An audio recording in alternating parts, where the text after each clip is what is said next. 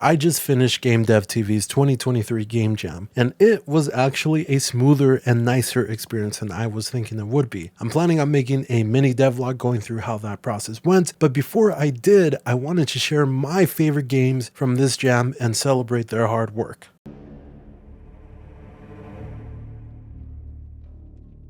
Descent into Lost Dimensions Part 1 is an isometric top-down puzzle adventure game with a very unique pixelated 3D style created by a solo developer. The game itself provides enough difficulty so that you aren't flying through the game, but also you won't get stuck in a puzzle for too long. It has a really intuitive mechanic where you can squeeze yourself into a flattened line to maneuver yourself through the game. Really great art style, really great puzzles, and I would definitely recommend you check it out if you like puzzle games.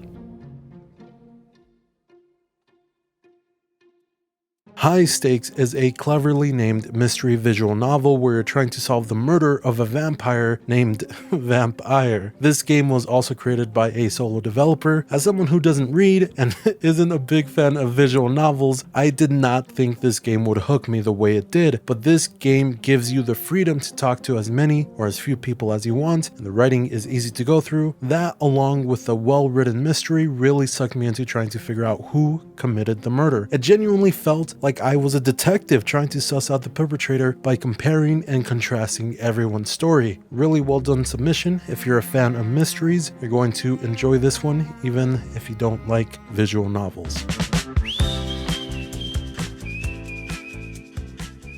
Splitbot is a 2D platformer where you control two robots that have shared influence over each other. This game was created by a duo team and has some of the best visuals in the game jam. This concept has been done before, but I've never seen it done in the way it is here. If one robot is standing on a platform, both robots will be standing in the same position relative to each other. This makes you look back and forth between the two sides of the screen and also gives you a little jolt of fear whenever you start falling into spikes, only to be saved by the other bot's platform. It's a really cool implementation of the game jam's theme and a great short platformer.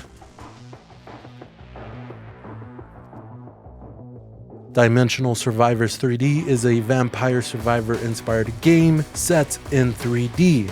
This was another solo project. Just like Vampire Survivor, you don't actively have to attack. You move around and set your sights on one of the alien, monster, plant creatures that spawn around you. This game was pretty easy and didn't provide much challenge, but the gameplay formula has been tried and tested and still works well in this iteration. Welding is another puzzle game where you rely on both eyesight and echolocation. This was created by another solo developer. This game looks fantastic and has mesmerizing visuals when you switch to the echolocation mode. It has a very simple and clean aesthetic and offers puzzles that have exploration elements and uses its mode switching between eyesight and echolocation well. It also shares its story similar to the way 2012's Journey goes about its storytelling. If that sounds appealing to you, I would definitely recommend this game. Microcosm is a game where you play as a cell trying to fight off your host's infection. It's difficult to give this game a genre, but its 8-person team describes it as an action-adventure top-down game. You travel around the body trying to collect data about the infection in order to help the body fight it off. This game was probably one of the most content-filled games from the jam. You have 3 different abilities that you can switch between by killing organisms and inheriting their trait. The game also features voice acting and really nice music composed for the game. The art style is simple but not plain. This game definitely offered a lot, but did get a bit tedious at points trying to find all the data from the infection. It was still a fantastic play and definitely one of the best games from the jam.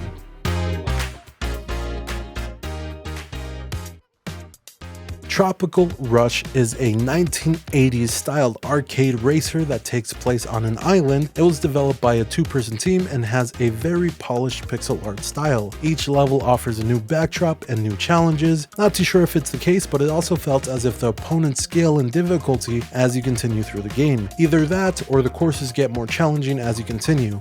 It also had voiceover that fit really well with the overall style of the game. The only downside is the leaning of the camera. It felt really exaggerated and was a bit disorienting, but beyond that, this game felt extremely polished. If you were to tell me that it was an actual arcade game from the 80s, I would 100% believe you. Portal Panic is a casual game where you launch animals and monsters into portals to protect your village. This submission was created by a 3-person team.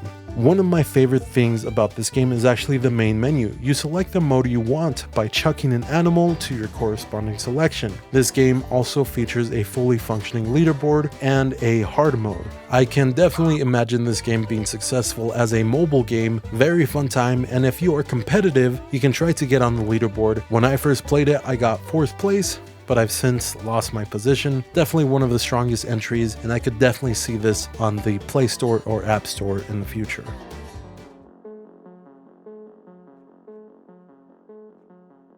The Temple of Shadows is an isometric, turn-based, grid-based tactical puzzle game. This was also created by a solo developer. A lot of solo projects in this jam turned out really well. This game feels like the tutorial for a full-on game. As you play, you try to defeat the enemies on the field and progressively unlock abilities. It has a fantastic dual-tone pixel art style. I also believe that this game has some of the best balance in terms of puzzles. This game also stuck out to me because of the use of the abilities. I ended up using all the abilities at one point or another during my playthrough of the game. I find in a lot of games that offer a range of abilities that some of them eventually become obsolete by the end of your playthrough, but this game keeps all of the abilities useful up until the very end. Really enjoyable, and if you're into puzzle games, this is definitely one to check out.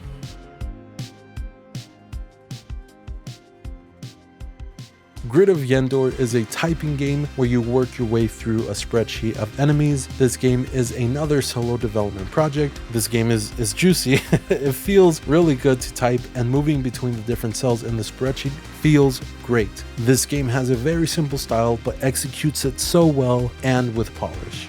This was my personal favorite entry from this year's Game Jam, but I really enjoy typing. I would even say that typing is one of my hobbies. That's probably why this game sticks out to me in specific. Really fun, really addictive game with simple mechanics that executes it well. Those were my favorite submissions for this year. If you are interested in playing any of the games I mentioned in this video, or if you want to try out my game, I'll have a link to my itch page in the description. I also have a Discord down there. If you participated in the Game Jam, feel free to drop in and share the game you submitted or any other projects you're working on. I'm planning on making a video talking about my experience going through the jam, so if you're interested in that, hit the subscribe button and I'll catch you later.